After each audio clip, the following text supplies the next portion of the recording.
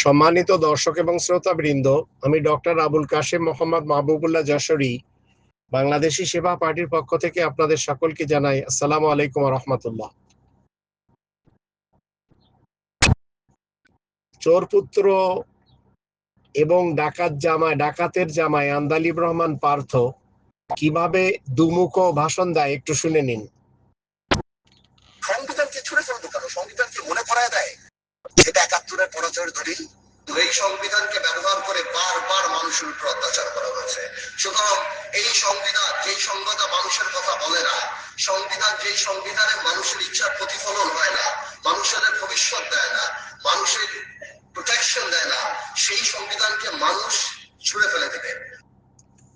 এক মুনাফিকের দুই মুখ, দুই মুখের এক মুনাফিক, এর নামই হচ্ছে চোরপুত্র আন্দালিব রহমান পার্থ, ডাকাতের জামাই আন্দালিব রহমান পার্থ।